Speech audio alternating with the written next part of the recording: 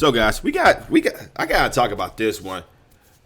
I keep on hearing from left wing media and a lot of freaking, diehard Democrat Biden supporters that Joe Biden is the best president that the U.S. has ever seen. He is way more popular than any other president in the history of the United States, including Barack Obama. And my thing is, why do you guys continue to kiss this man's ass? Because for what a lot of us here with common sense are seeing is that Joe Biden is the most incompetent, useless president that we have all seen in a long time. Now, a lot of people will say, "Oh no, it's because of the problems from the past administration," but even because he was not really paying attention with this whole pandemic and all that stuff, which is why we're in a situation like we're in right now. Because like Jen Psaki is claiming, and a lot of people just can't see that all these things that's happening right now is because Biden's policies that are put in place. Prime example, this right here. If you wondering why the stock market and cryptocurrency is not doing so good right now, it's because of policies that was put in place by the government. Case in point, what we gotta talk about here with this BIDENFLATION, and people still claiming that Joe Biden is the best president, the jobs president of all time. When Joe Biden didn't create no new jobs, it was just people going back to work. It's a major difference between creating new jobs and people going back to work because the government shut down these workplaces in the first place. So it's not creating new jobs. They just keep saying that because they wanted to make Joe Biden look great in his first like 3 to 6 months. And everybody with common sense knows Joe Biden didn't create these jobs. And people still refuse to go back to work because of these mandates. People are so scared. People are so scared to go out. They don't want to. They say, in order for you to work here, you have to get the jab. You have to be doing this. You have to be doing that. You have to show proof of you getting the jab, which is why a lot of people refuse to go back to work. Especially since this whole economy right now is hurting a lot of black businesses, which is why a lot of black business owners are like, yo, we ain't about to keep on listening to Joe Biden. We about to do what we gotta do in order to make money. Okay, so to hell with what the government's saying, we gotta work, and that includes to black, white, Hispanic. It does not matter, Latino, however you want to say it. That goes to a lot of people. Okay, so let me go ahead and read y'all this article from the Post Millennial from February 10th. BIDENFLATION. Inflation up 7.5% over last year, marking highest annual gain since 1982. So guys, even people will still be out here and say like Joe Biden is the best president we have ever had. He's way more better than Orange Man, but Orange Man was a failure. But we have not had no inflation during the Trump administration. As a matter of fact, the economy was booming before we all got hit with this pandemic. And even still, the Trump administration was creating new jobs every month, almost 1 million new jobs every month. So let me go ahead and read y'all this article about how this Biden inflation is hurting everybody. The cost of just everything has gone up over the past 12 months, Joe Biden's first year, with new data showing no end in sight for America's inflation woes. Across the United States, people have been dealing with the rising cost of living brought on by the cool pandemic and ensuing government policies. The Consumer Price Index has surged over the past year, with other indices showing similar trends. On Thursday, the Bureau of Labor Statistics released the January 22 Consumer Price Index. It showed that all items index rose 7.5% before seasonal adjustments in 12 months ended in July, marking the highest annual gain since February of 1982. The report also showed that when the often volatile food and energy products are removed, the inflation rose 6% over the last 12 months. Also, the highest annual gain since 1982. Since 1982, people. Is Joe Biden really the best president that we ever had? Especially since food, meat, like, meat, chicken, milk is going up. Real estate's going up. Gas is going up. Everything's going up. They still want to say, like, yo, Joe Biden administration is the best presidency that we ever had. Just complete kiss asses in this whole freaking epidemic that we got going on right now with cost of living going up for the middle class and the low class. But yet they still want to say it's the high class that's not paying their fair share of taxes, but the high class actually pays the majority of taxes in the United States. So I don't know.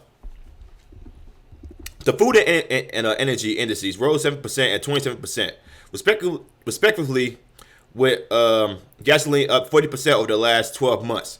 In January alone, food and energy both rose by 0.9%, with gasoline actually falling by 0.8%, the first decrease seen in months, following a 1.3% rise in December. Shelter rose 4.4% over the last 12 months, which, according to CNBC, could keep inflation readings elevated in the future. The combination of higher food and housing prices underlines our view that a rapid cyclical acceleration in inflation is underway, and with labor market conditions exceptionally tight, it is unlikely to abate anytime soon, wrote Andrew Hunter, senior U.S. economist at Capital Economics. So, guys, with everything going up, how is Biden the best president that we ever had? And please keep glowing that it was because of the past administration when Joe Biden has been in office for a whole year. He could have cleaned this up in just one day. His first day in office, he could have cleaned all this up if everything was the past administration's fault. These are Joe Biden's policies in place. These are the Biden administration policies, mainly the progressive Democrat policies, which is shown to not help anybody. If you just look at a lot of places, like currently right now as I'm speaking, February 11th, if you look at a lot of Democrat policies, you will see that it's not helping out California, it's not helping out New York City, it's not helping out Detroit, it's not helping out Michigan, it's not helping none of that. But keep going that it's because of the past administration, the Trump administration, and not to mention, guys, there's. Like, you have a lot of people here that's trying to play kiss ass with the Biden administration, but there's one person who's not playing kiss ass, and I would say it's actually one of the only Democrats, or I think he's independent now. I don't know, he may be independent now. Is Senator Joe Manchin, who refuses to play kiss ass and put a lot of middle class and low class people into more of a wreck. Yeah, Senator Joe Manchin, which the Biden administration has came, shooting at because he won't play grab ass with Biden administration, putting more people in a bad situation. So now Joe Manchin is like, you know what? I'm not about to let y'all ridicule me for being stupid when it's these stupid behind policies that's hurting the middle class, and I'm not about to be a part of that. So, Democrats aim to kill inflation by flooding the economy with taxpayer money. Manchin says no. Oh yeah, like that's helped before. Just throwing taxpayer money into the economy, expecting everything to be great. Yeah, because that certainly happened before, didn't it? Exactly, it hasn't. As prices have increased 7.5% and weekly wages have decreased 3.1%, the reigning party in Washington, D.C. believes spending taxpayer money will eliminate inflation pressures that have been fueled by Democrat policies. Congressional Democrat told Punch Bowl News that handouts are the best way forward. Handouts? What kind of...